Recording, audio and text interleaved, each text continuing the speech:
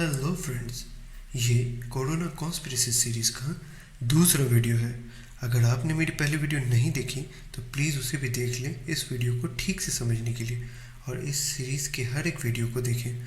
और आज मैं आपको बहुत सारी बातें बताऊंगा जो आप ना शायद जानते हो, तो इस वीडियो के लास्ट तक बने रहें अनफोल्डेड मिस्ट्रीज़ को जानने के लिए। So hi guys, this is Aman and you are watching unfolded mysteries. So without wasting any time, let's roll to video. तो आज का हमारा टॉपिक है कोरोना वायरस के पीछे किसका हाथ है। As we all know, corona virus इंसानों में फैला वुहान सी फूड मार्केट से, और फिर इसने पेंडेमिक का रूप ले लिया। अकॉर्डिंग टू ऑफिशियल्स रिपोर्ट, जनवरी से मार्च तक इस वायरस ने टोटल 8,03,180 लोगों को अफेक्ट किया और 41,000 डेथ्स इसकी वजह से हुई हैं। इस टॉपिक पे भी काफ़ी कॉन्स्पिरेसीज चल रही हैं, बट इन कॉन्स्पिरेसीज में कितना फैक्ट है, चलिए जानते हैं। सो भाई, इन कॉन्स्पिरेसीज में जो सबसे ज़्यादा शॉकिंग है वो ये कि bill and Melinda Gates foundation, जो कि बिल गेट्स की कंपनी है, वही बिल गेट्स जिसने अपनी इलीगल वैक्सीन की टेस्टिंग के लिए मशहूर है और एजेंडा 21 और डीपॉपुलेशन को सपोर्ट करता है। इस टॉपिक पे किसी और दिन वीडियो में प्रूफ के साथ बात करूँगा, बट लौटते हैं अपने टॉपिक की तरफ। गेट्स फाउंडेशन ने 2 साल पहले ही इस कोरोना वायरस के इंजेक्शन के लिए पेटेंट रजिस्टर करवा लिया था, जिसका राइट उसे 2018 में मिल गया। After that, in October 2019 USA में एक सिमुलेशन टेस्टिंग की गई जिसको नाम दिया गया था इवेंट 201। इसे ऑर्गेनाइज किया था 3 बड़ी कंपनियों ने मिलकर, कुछ गवर्नमेंट ऑफिशियल्स और टॉप बिजनेस लीडर्स के साथ, जिनके नाम हैं John Hopkins, world economic forum और गेट्स फाउंडेशन जैसे कंपनीज ने मिलकर इसे ऑर्गेनाइज किया था। इस मॉक टेस्टिंग में कोरोना से मिलते जुलते आरएनए वाले वायरस पे सिमुलेशन परफॉर्म किया गया। इस टेस्टिंग में ये जानने की कोशिश की गई थी कि इस वायरस के वायरल होने पे कितना मैसिव पैंडेमिक सिचुएशन क्रिएट हो सकता है। और आपको जानने से हैरत होगी कि ये वायरस ने 1 साल के अंदर 50 मिलियन डेथ्स का स्टैटिक रिजल्ट शो किया था। That is huge. अब आप बोलेंगे कि इसमें गलत क्या था, टेस्टिंग ही तो की, ये तो उनका ही काम है और उनके काम का एक हिस्सा है। बट ये बताइए, इतना नियर अबाउट टेस्टिंग, वो भी कोरोना की ही फैमिली पे, ये अनोइंग साउंड नहीं करता? क्योंकि उनको कहीं ना कहीं पता था, या वो इसे रियलिटी में टेस्ट करने वाले थे इंसानों पे, उसी का ये प्रोग्राम एक हिस्सा था। सो ये कहीं ना कहीं रिलेटेड है, बट कभी साबित नहीं होने देंगे, because they are the best planner. Now research में मुझे ये भी पता चला कि चाइना के एक यूट्यूब चैनल पे ये रिवील किया गया कि चाइना के कुछ सिटीज़न वुहान सिटी पे डॉक्यूमेंट्री बना रहे हैं, वो अब टोटली मिसिंग है। जैसे वहाँ के एक लॉयर कम जर्नलिस्ट शेन कोएशी और फैंग बिन, सेकंड जर्नलिस्ट, ये भी डॉक्यूमेंट्री बना रहे थे। जब सब कुछ लॉकडाउन था चाइना में, तब इन्हें कौन गायब कर सकता है? कौन है इनके पीछे? फ्रेंड्स, तब तक बने रहे, अभी और भी बहुत कुछ है इसके अलावा जानने के लिए। 是害怕，我前面是病毒，我后边是中国的法律和行政力量，但是我会振作起来。只要我活在这个城市，我会继续做我的报道，我只说我看见的，我听见的。我特别喜欢说一些撂的狠话，对吧？我今天把狠话撂这儿，我连死都。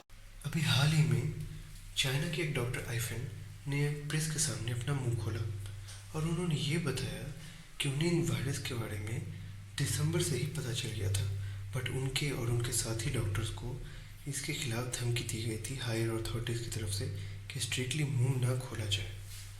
जब डॉक्टर ली ने इस पर चर्चा की थी, तभी उन्हें ये धमकी मिली थी। ये बात उन्होंने चाइना के एक मैगज़ीन में बाद में बताया। उन्होंने बताया कि अगर उन्हें पता होता कि ये वायरस पूरी दुनिया में कितना ज़्यादा तबाही करेगा, तो वो बिना डरे, बिना जेल जाने से डरे, सबको ये बात बताती कैसे भी करके। हमने साफ देखा है कैसे डॉक्टर ली को चाइना ने अरेस्ट कर लिया इस वायरस की खबर देने पर। चीन ने तो डॉक्टरों को ही मुंह बंद करने की धमकी दे डाली। जी हाँ, वुहान की एक महिला डॉक्टर ने इस बात का खुलासा किया है। उसका कहना है, मुझे पता होता कि ये वायरस इस कदर लोगों की जान लेगा तो मैं भले ही जेल चली जाती, लेकिन चुप्पी नहीं साधती। ये महिला डॉक्टर हैं आईफेन। इनका कहना है कि चीन ने कोरोना को छुपाया, वरना ये वायरस इस कदर नहीं फैल पाता। आईफेन ने कहा, मेरे कई साथी इस बीमारी से ग्रसित लोगों का इलाज करते वक्त मर गए, लेकिन दिसंबर में जब हमने इस वायरस के बारे में आला सरकारी अधिकारियों को बताया तो हमें चुप रहने को कहा गया था। ये सारी बातें डॉक्टर आईफेन ने चीन की एक मैगजीन को इंटरव्यू में बताई। Doctor fan Wuhan central hospital में आपातकालीन विभाग की निदेशक हैं। क्यों कुछ अथॉरिटीज इसे छुपाए रखना चाहती है? आखिर क्यों? क्योंकि शायद ये एक प्लान्ड इवेंट था और ये डॉक्टर्स इनके लिए एक हर्डल थे। चाइना में वुहान के ही पास में एक बायोसेफ्टी लेबोरेटरी है, चाइना इंस्टीट्यूट ऑफ वायरोलॉजी। इसमें बहुत सारे रिसर्च हो रहे थे लेटेस्ट एवोल्यूटेड डेंजरस वायरस पे, और हाल ही में नवंबर 2019 में ही इस लैब में एक टेस्टिंग हुई थी। ये सब कुछ एक दूसरे से कितना नज़दीक हुआ है? क्या यह सब कुछ कोइंसिडेंट है? I don't think so. In labs का जो लोगो है वो भी सेम वैसा ही है जैसा कि रेसिडेंट एविल मूवी के लैब का था। इस मूवी में भी सेम इसी तरह ह्यूमंस पे टेस्टिंग हुई थी लैब में। How similar are this? हम सबको पता है न्यूक्लियर और केमिकल वेपन्स से ये दुनिया अब आगे प्लान कर रही है।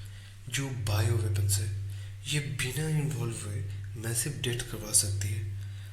करने वाले का पता भी नहीं होता, जो पता चलता भी है उसे कॉन्स्पिरेसी कह के दबा देते हैं। हर एक साल न्यू वायरस जन्म लेता है और तबाही मचाकर गायब हो जाता है, और फिर जैसे उनमें अब पावर ही नहीं रहा या किसी काम के नहीं रहे।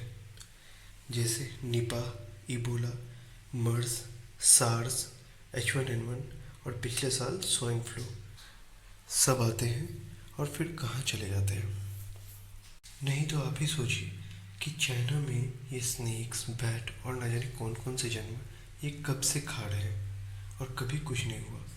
अब हाल ही में ये सब इंसिडेंट्स और अभी ही इस वायरस को फैलना है।